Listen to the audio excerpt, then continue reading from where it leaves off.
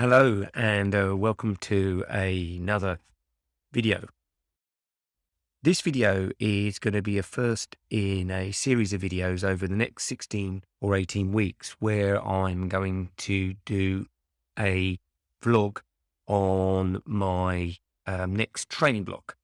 Now, the intent behind this is to help people that watch this channel or wish to watch this channel and are looking to improve their next marathon or half marathon training block, and are looking to adapt what they're doing with their training block. So I'm going to go through what I'm doing from my own perspective and what's going right, what's not going right, things like nutrition, recovery, wins, failures, but also kind of look at it from a coaching perspective. So look at it almost like if I was coaching myself, give the perspectives that I would give to probably other people I coach, like my runners, so that it gives a really good kind of view of a training block.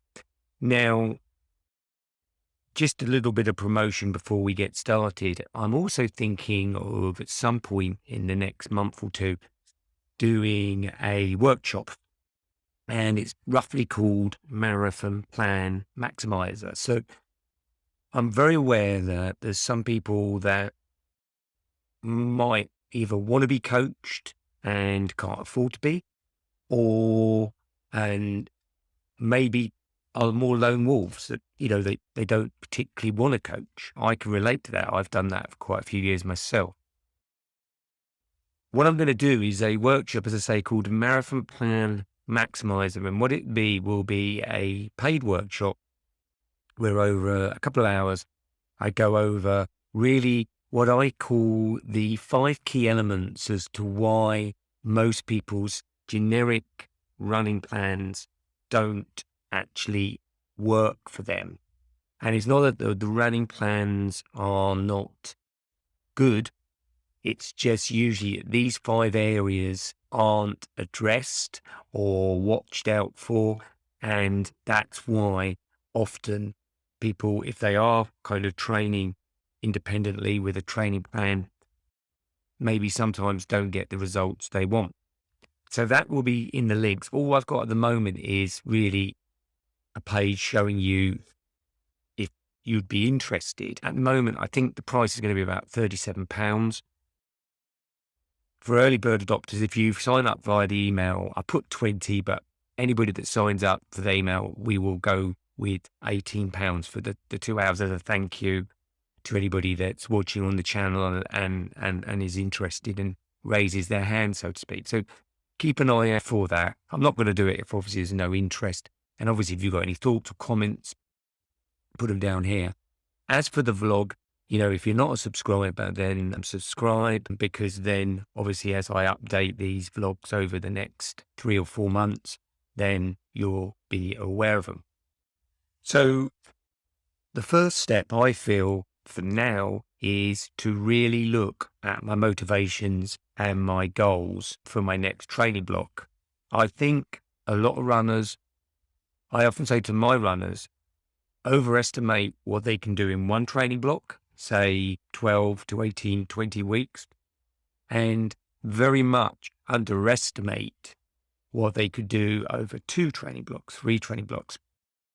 And I've definitely seen that myself as well. Progress is not a linear thing. It's not just like that. And particularly as you get older, progress can be a lot more of a rocky road for us runners. And so I think the goal setting is key in the respect and knowing your why. So for me, I like to break my goals down into kind of if I'm looking at times, into 3 sets of a gold, silver and bronze kind of goal. My gold goal would be to do 3:15. Now, this would be a big leap for me. My PB set 10 years ago is a 3:24. My most recent race in the Brighton Marathon in 2022 was 3:28. Admittedly, after the debacle of anybody, if you've watched any of my videos of Berlin in September 2021, I kind of took that relatively easy. So, it was a comfortable 3:28. But even so, to jump up or back, whatever way you want to call it, to 3:15 is a big jump. And I'm not hanging my hat on that. I'd like to go for a PB if 3:15 isn't possible. So something under, say, 3:24, 3:23. And I don't really, in this particular instance, have a third option, because the third option would probably take me past 3:30. And that would be the kind of run at the moment where perhaps the weather wasn't right on the day, or I wasn't right on the day, or the race at some point didn't go right on the day. So I don't have a firm third goal, but I'm aware that that's there if those factors are there. The other factor is I'm having a little bit of fun. I'm not sure if you're aware of something called the Abbot Marathon, Abbot races, which are basically they run the 6 key races in the world, for marathons. So London, New York, Boston, I think, Berlin that I ran last year. And they do a age grouped challenge. I'm 58. So the races that I'm doing this year are eligible for that. So I would like to try and get into the top, this year at least, into the top 30 or 40 runners, with next year with an aim to get into the top 10. And hopefully this year, perhaps what they do is at the end of each year, I think it's the top 30 or 40 runners get invited to whichever adult race they choose. Last 2 years, it's been London. And there's a kind of, a race within a race. I'd love to see if I can get into that. Now, that's not something that I'm hell-bent on. It's a bit of fun. And I like to challenge myself with these kind of goals. It drives my wife mad, but it's good fun. So I'd have to run well in Chester, which is the marathon I'm going to be running, because this is one of the races that, excuse me, I've got hay fever at the moment, comes and goes. So 3:15 might get me there. I mean, obviously some runners will run more than 2 marathons. I'm only running 2 marathons this year. So there's some variables, but it's good. My B race is going to be the Copenhagen half, and that's come about through my godson. My godson is a very accomplished runner. Recently did, I think, a 10K. Kill me if I get this wrong, but I think in about 35 minutes. He is working in Copenhagen at the moment, so I'm going to go out there with my wife and his mum and dad and run the Copenhagen half, where me and him will be taking it very seriously, and my wife and his mum and dad will be just drinking and eating and watching us. Don't know who's got the better deal there, but that will be my B race. I'd love to go sub 1:30 for that, but I won't be training specifically for it. It will be a B race. My main focus will be Chester on October the 2nd. So that will be some fun, and I will kind of do a vlog on that, being out in Copenhagen. So I think the big thing for me is acceptance. I always look at acceptance as not a thing as giving up. It's an active thing where I look at what I'd like to do, what I'm willing to put in, and I accept that things don't go, like I said earlier, in a linear fashion, that this may all end in injury. This is something you have to accept as you get older. It may end up with me falling short. And it puts a lot of people off, a lot of runners off as they get older, setting goals. To put my goal setting into kind of context, I'm not an elite runner, never have been. So it's not like in my 20s and my 30s, I was running 35-minute 10Ks, 120 half marathons, or sub 3-hour marathons. I am actually now running better marathons than I was and half marathons than I was in my 20s and my 30s, and I wasn't a bad runner. The differences have been around adapting my training. My nutrition has been a massive challenge for me at least. Also giving up alcohol. I haven't drunk alcohol since 2013. I'm not saying everybody else has to give up alcohol, just I'm an extremist by nature. I think a lot of endurance runners are. They have addictive personalities. And, if you put a bottle of red wine in front of me and told me to drink a glass, that wasn't the way I drank red wine. I drank red wine like I run. So, as I got older, there was a choice of what was more important to me, drinking at quite a high level or running, and running won, and my wellness and my fitness and my energy, which running for me, the why behind my running is to also feel vibrant and energized as I get older. The byproduct of my running is that I feel good for my age. So those factors have been massive as well. So the way the vlog will run will be pretty much, it's not going to be all pro. Some of the videos will be short, quick. And if I see something in my training plan that I find interesting, I think you might help you, something in my diet, recovery, where I'm struggling with recovery, adaptations I might make, and,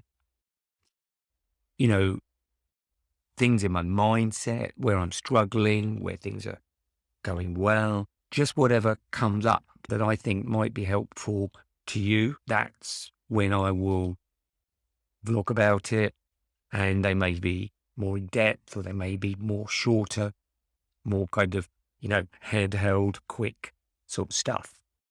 Whatever, walking to work with a thought, that sort of stuff, whatever it is that I think that can help you become better runners generally, but particularly if you're looking at a marathon over the next year even, or half marathon, I think these vlogs will be useful and helpful to you as a runner, particularly if you're an older runner, because a lot of training plans for older runners fall into two kind of distinct things.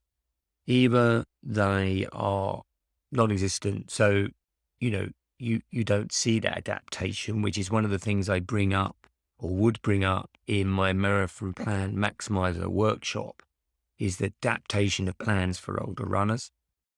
Or the plans are like, assume that you're half dead, which some people might be, but, it's almost like, good luck. Hopefully you can get round. And I'm not saying everybody wants to do, everybody's challenge is their challenge, and I'm not mocking that. My point being is, not everybody over the age of 45, 46, 48, 49, 50 plus is always looking just to get round. They are looking for more than that. And I don't think the plans always have that in them. And that's what I'll be trying to get across in these vlogs is it doesn't matter what you're going for. You may not be going for 3:15. You might be going for 4 hours, 4:30. But whatever you're going for, that, it's doable. If certain things are followed, these 5 elements that I'm going to share in this workshop, and I will share in these vlogs as well, will be key in getting most runners, if they've got a generic running plan, to get it to become more personalized and adaptable to them, which is the big thing. So that's it really. And then that will take me to October. I'm looking possibly to do the Great South, which is near me in West Sussex, UK. So that will be October. That's 10 miles. And then probably a 2-month break from running. Don't want to be running, but I'm going to be really focused on those 2 months on my strength training, and take me to 2023.